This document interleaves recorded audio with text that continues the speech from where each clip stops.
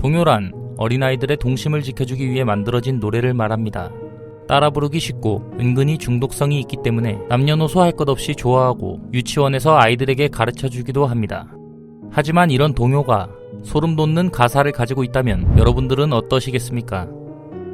여기 한 이야기를 들려드리겠습니다.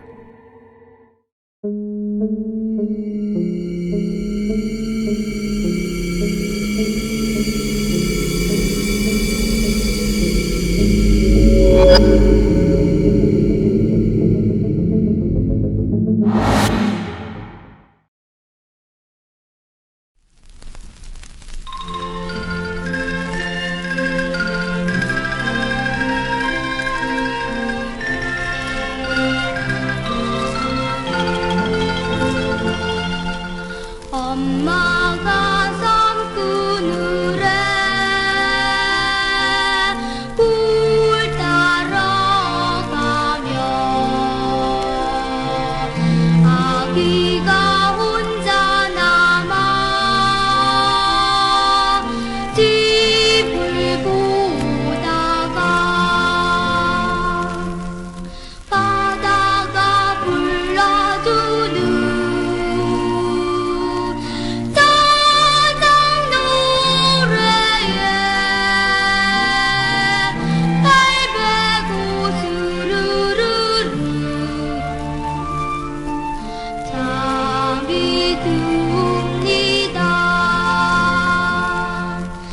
섬집 아기는 어릴 적 한 번쯤은 들어봤을 정도로 한국 사람들에게 아주 유명한 동요이며 1946년 작사가 한인현이 지은 곡이라고 합니다. 1946년은 해방이 된 지 얼마 되지 않은 시기다 보니 나라의 경제가 많이 위태로웠을 때였고 그 이전은 일제강점기였습니다. 많은 한국인들이 힘들었던 시절이었습니다.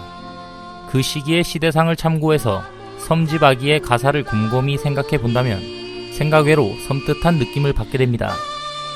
엄마가 섬 그늘에 굴 따러 가면이라는 부분은 아이의 부모가 생계를 위해 어떤 일을 하는지 상황을 나타내고, 아기가 혼자 남아 집을 보다가라는 부분은 엄마가 아이를 돌볼 수 없을 만큼 바쁘고 힘든 나날을 보낸다는 것을 뜻합니다.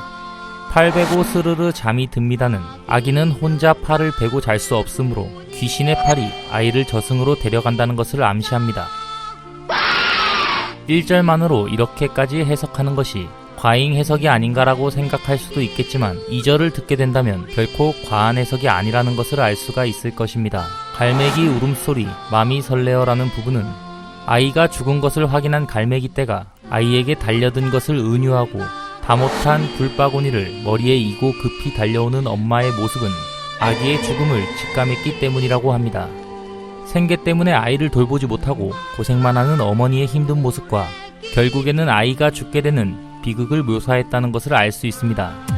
이 해석이 전부 거짓말처럼 들리겠지만 실제 한인현이 교사로 재직했던 시절 같은 마을의 어부였던 남편이 죽고 혼자서 3달 된 아이를 키우던 젊은 여자가 있었는데 어느 날 굴을 따러 가던 여자는 파도에 휩쓸려 목숨을 잃을 뻔했고 정신을 차려 눈을 떠보니 이틀이 지나 있었다고 합니다. 집으로 달려왔으나 아기는 이미 이 세상 사람이 아니었고 여자는 그대로 미쳐버려 스스로 목숨을 끝냈다고 합니다. 이 소식을 들은 한인현은 엄청난 충격을 받게 되었고 이야기를 노래로 작사하게 된 것이었습니다. 이러한 동요는 일제강점기 시절 일본으로부터 건너왔습니다.